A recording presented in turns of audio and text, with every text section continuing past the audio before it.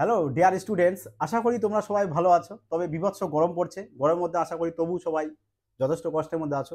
যাই হোক, দেখো তোমাদের যে আপকামিং যে ডব্লিউবি এক্সামে আসতে চলেছে, তা এক্সামে কিভাবে শর্টকাট আমরা বর্গ করতে পারবো তার টেকনিক তোমাদেরকে আমরা দেখাবো, এবং পুরো ধোঁয়াধার ক্রান্তিকারী ট্রিক্স, অর্থাৎ যাতে আমরা এই ধরনের বর্গ এক্সামে দেখবো এবং কয়েক সেকেন্ডের মধ্যে সলভ করবো।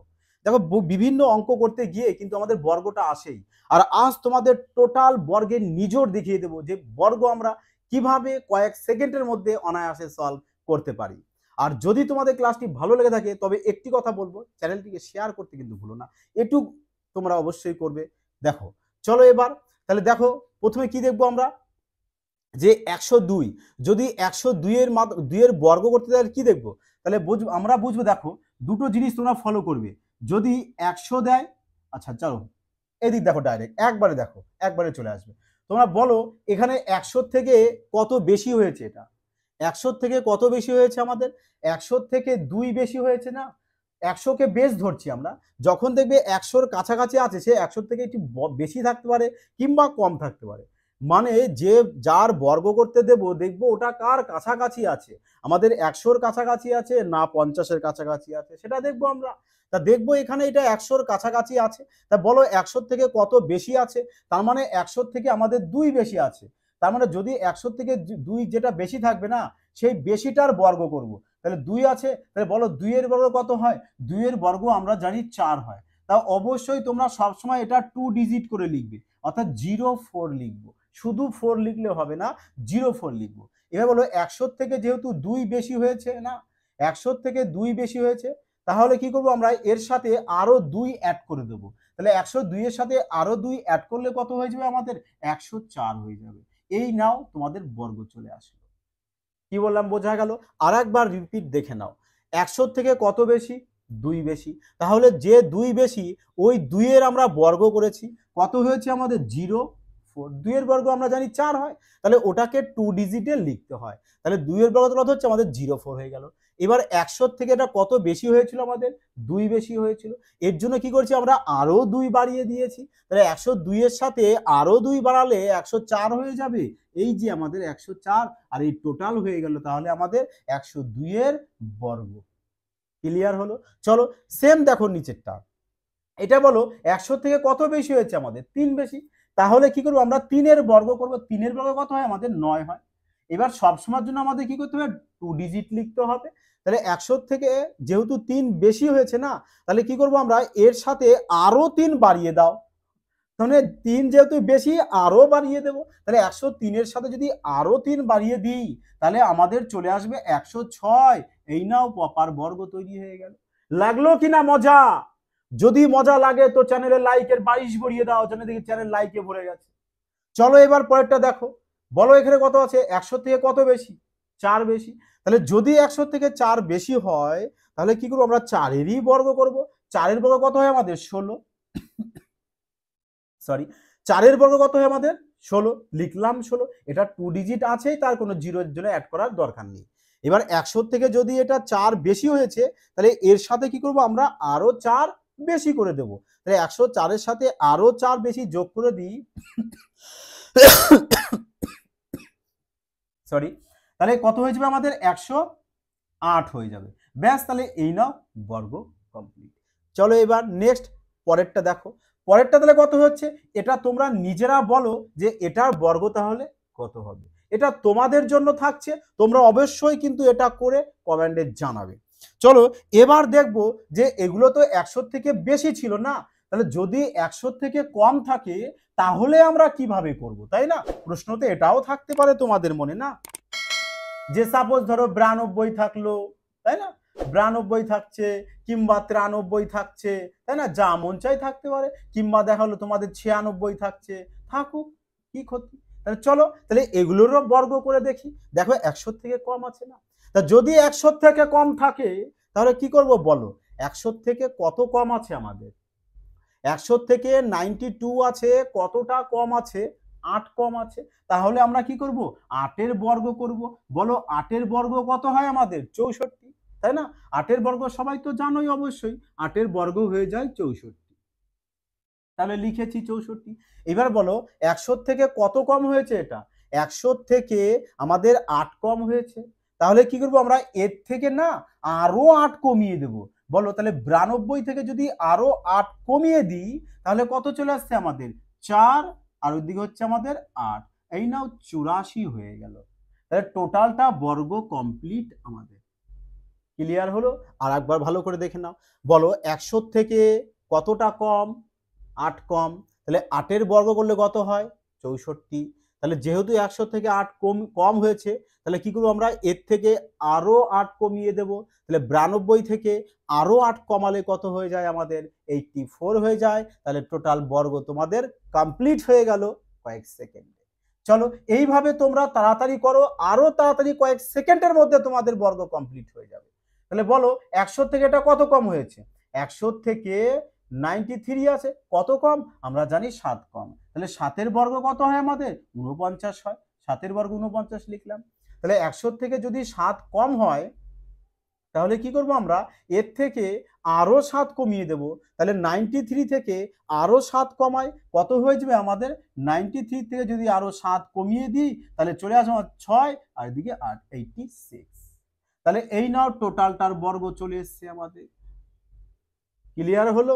তাহলে এটাও তোমাদের আবার নিজস্ব কাজ থাকছে, এটাও তোমরা করে অবশ্যই কিন্তু কমেন্টে জানাবে যে এই টাইপের বর্গ তোমরা আদৌ বুঝতে পারলে কিনা, সেটা আমরা একটু দেখতে চাই।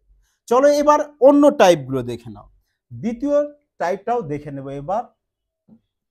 আর আশা করি তোমাদের ক্লাসটা ভালো লাগছে, কারণ দেখো এই টাইপের বর্গ আসলে তোমরা অনায়াসে কয়েক সেকেন্ডের মধ্যে এবার করতে পারবে, এটুক তো তাই। চলো এবার দেখব যে যদি আমাদের কম সংখ্যাতে থাকে, যেমন বলে দিলাম যে 46 বা 43 দিয়ে দিলাম, ধরো 43, কিংবা দিয়ে দিলাম তোমাদের 44, হ্যাঁ, কিংবা দিয়ে দিলাম ধরো তোমাদের 46, যদি এরকম বর্গ থাকে তাহলে স্যার আমরা কিভাবে করতে পারি, তাই না? দেখো তাহলে সেম ভাবে তোমরা বুঝবে যে এটা কার কাছাকাছি আছে, আগে সেটা দেখবে। 100-র কাছাকাছি আছে না 50-এর? যদি 50-এর কাছাকাছি থাকে, যদি 50-এর কাছাকাছি থাকে তাহলে কি করব আমরা 25 ধরে করব, অর্থাৎ 25কে আমরা বেস ধরে করব, তাহলে আমাদের কি হবে? তাড়াতাড়ি কমপ্লিট হয়ে যাবে। তাহলে বলো এটা কত কাছাকাছি জানি আমরা? 50-এর কাছাকাছি। তাহলে বলো না 50 থেকে এটা কত কম আছে? 50 থেকে আছে 43, কতটা কম আছে? 7 কম আছে। তাহলে যদি 7 কম থাকে না, 7 যদি কম থাকে তাহলে কি করব আমরা? 7 এর বর্গ করব। তাহলে 7 এর বর্গ কত হয় আমাদের? 49 হয়। 7 এর বর্গ কত হয় আমাদের? 49। তা যেহেতু এর থেকে 7 কম হয়েছে, 50 থেকে কত কম? এটা 7 কম।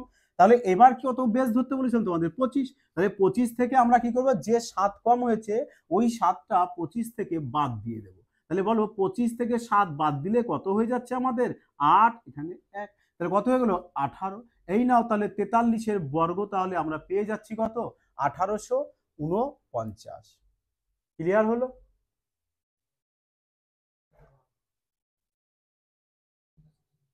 আচ্ছা চলো এবার পরেরটা দেখে নিই আমরা। কত আছে তাহলে আমাদের? 44। তাহলে এটাও বলো যে 50 থেকে কতটা কম আছে আমাদের? 50 থেকে কতটা কম আছে? 50 থেকে আমাদের 6 কম আছে না? তাহলে 50 থেকে যদি 6 কম থাকে তাহলে বলো যে 6 এর বর্গ কত হয় আমাদের? 6 এর বর্গ কত হবে? 6 এর বর্গ হয়ে যাবে আমাদের কত? 36, তাই না? 6 এর বর্গ 36। এবার বলো 50 থেকে কতটা কম হয়েছে? 6 কম হয়েছে। তাহলে কি করব আমরা? এবার বেস যে 25 ধরতে বলেছিলাম, এই 25 থেকে তাহলে এবার 6 আমরা বাদ দিয়ে দেব। বাদ দাও, কত হচ্ছে? তাহলে আমাদের এখানে 9, আর এখানে হচ্ছে আমাদের 1, এই নাও 19 এখানে লিখে দাও। ব্যাস কমপ্লিট বর্গ করা। মজাদার কিনা বলো? ঠিক পরেরটা দেখো। বলো এটা 50 থেকে কত কম আছে? 46। 46 50 থেকে কত কম? 4 কম। তাহলে 4 এর বর্গ করে দাও, কত হয়ে যাবে আমাদের? 16 হয়ে যাবে। 4 এর বর্গ 16 হয়ে গেল। তাহলে যেহেতু 50 থেকে 4 কম হয়েছে আর বেসকে কত রাখতে বলেছিলাম? 25, যেহেতু এটা 50 থেকে 4 কম হয়েছে তাহলে কি করব আমরা এবার 25 থেকে তাহলে ওই 4 বাদ দিয়ে দেব। কত হয়েছে আমাদের? 1 আর এদিকে 2। তাহলে লিখে দাও এখানে 2116 চলে আসলো তাহলে আমাদের 46-এর বর্গ। ক্লিয়ার হয়েছে? যদি বুঝে থাকো চলো তোমাদের জন্য থাকছে তাহলে 47 এর বর্গ কিভাবে বের করবে। ক্লিয়ার হলো? তাহলে এবার শিখলাম কি, যদি 50 থেকে এটা কম সংখ্যা দিয়ে থাকে তাহলে বর্গ কিভাবে করব। কিন্তু যদি 50 থেকে বেশি সংখ্যা দিয়ে থাকে তাহলে বর্গ কিভাবে করব সেটাও একটু দেখে নাও। আজ টোটাল বর্গের পুরো নিজোড় দিয়ে দিচ্ছি। এবার মানে যা দুই সংখ্যার বর্গ আসবে 2 ডিজিটের তোমরা অনায়াসে কমপ্লিট করতে পারবে, একটু গ্যারান্টি। দেখো যদি তোমাদের এবার ধরো কত দিয়ে দিলাম, ধরো এখানে আমি তোমাদের 56 দিয়ে দিলাম, হ্যাঁ 54 দিয়ে দিলাম, ধরো কত দিয়েছি 53 দিয়ে দিলাম, বললাম যে এবার এর বর্গ কত হবে বলো, এর বর্গ কত হবে এবার বলো, তাই না? তাহলে আমি কি বলেছিলাম 50 ধর দেখবো কার কাছাকাছি আছে, 50-এর না 100। যদি 50-এর কাছাকাছি থাকে তাহলে আমরা 25-কে বেস লিখবো, 25-কে কি করব বেস লিখবো। ক্লিয়ার হয়েছে? তাহলে এবার বলো 50 থেকে কতটা বেশি হয়েছে। দেখো তোমরা যদি বুঝে যাও না তাহলে কিন্তু এগুলো করতে তোমাদের আরো তাড়াতাড়ি হয়ে যাবে। তোমাদেরকে বোঝাচ্ছি তাই হয়তো আমার কয়েকটা সেকেন্ড বেশি লাগছে। দেখো তাহলে 50 থেকে কতটা বেশি হয়েছে 56, 6 বেশি, তাহলে 6-এর বর্গ করে দাও না। তো 6-এর বর্গ কত হয়ে যাবে আমাদের 36 হয়ে যাবে, 6-এর বর্গ 36। তাহলে যেহেতু এটা 50 থেকে 6 বেশি হয়েছে তাহলে আমরা বেস কত ছিল 25, তাহলে 25-এর সাথে তাহলে আমরা ওই 6 যোগ করে দেব, কত হয়ে যাবে আমাদের 31। তাহলে লিখে দাও এখানে 31, ব্যাস কমপ্লিট। অনায়াসে বলো কি মজা লাগছে কিনা, শানদার ট্রিক্স কিনা। চলো এবার পরেরটা দেখে নিই। বলো এবার 50 থেকে এটা কতটা বেশি হয়েছে, 4 বেশি হয়েছে। তাহলে আমরা কি করব এখানে 4-এর স্কোয়ার করে দেব। 4-এর স্কোয়ার কত হয় আমাদের 16 হয়, 4-এর স্কোয়ার 16। তাহলে 50 থেকে যেহেতু 4 বেশি হয়েছে না, তাহলে এবার বেস কত রেখেছিলাম আমরা 25। তাহলে 25-এর সাথে আমরা কি করব 4 আবার অ্যাড করে দেব, যে 4টা বেশি হয়েছিল। তাহলে বলো কত ছিল 9, তাহলে 2 লিখে দাও এখানে 29। এই নাও বর্গ কমপ্লিট। তাই না মজাদার? চলো পরেরটা দেখো। বলো 50 থেকে কতটা বেশি 3 বেশি, তা 3-এর বর্গ কত হয় আমাদের 9। আর সবসময় বলেছিলাম কি লাস্ট 2 ডিজিটে রাখতে হবে, তাহলে 9-এর আগে আমরা 0 অ্যাড করে নিই, 2 ডিজিট হয়ে গেল। তাহলে 50 থেকে কত বেশি হয়েছিল এবার 3 বেশি। তাহলে কি করবে আমরা এবার এই 25-এর সাথে 3-কে অ্যাড করে দেব, তাহলে কত হয়ে যাবে আমাদের 28। এই নাও এখানে লিখে দাও 28, ব্যাস কমপ্লিট বর্গ। ক্লিয়ার? তার মানে এই টাইপের বর্গ যদি তোমাদের এবার করতে আসে কোনো না কোনো এক্সামে, তোমরা আশা করি কয়েক সেকেন্ডের মধ্যে নামাতে পারবে। চলো আরেকটি ধরনের বর্গ আমরা দেখে নেব যে কিভাবে আমরা কয়েক সেকেন্ডের মধ্যে তাড়াতাড়ি বর্গকে সলভ করতে পারি। যেমন ধরো তোমাদের যদি আসে যে 35 এর বর্গ কত, কিংবা বলে দিল 45 এর বর্গ কত, কিংবা বলে দিল 65 এর বর্গ কত, কিংবা দিয়ে দিল তোমাদের 85 এর বর্গ কত, কিচ্ছু না করা। যদি এই টাইপের বর্গ কখনো আসে কি ফলো করবে, যে সেম ডিজিট থাকতে হবে, অর্থাৎ শেষে যেন তোমাদের 5 থাকে। যদি শেষে 5 সংখ্যা থাকে এবং যেমন 35 এর বর্গ শেষে 5 থাকতে হবে, তাহলে তার শর্ট পদ্ধতি কি করবে দেখে নাও। তাই চলো, যদি 35 থাকে তার মানে বলতে চাইছি যে 35-এর মাথায় বর্গ মানে কত হয় আমাদের 35 ইন্টু 35, তার মানে 35-কে 35 দিয়ে গুণ করা, তাই না? তাহলে যদি বলো 35-কে 35 দিয়ে যদি গুণ করি তাহলে কত হবে 5 5 25, এই নাও 25ই লিখে দাও।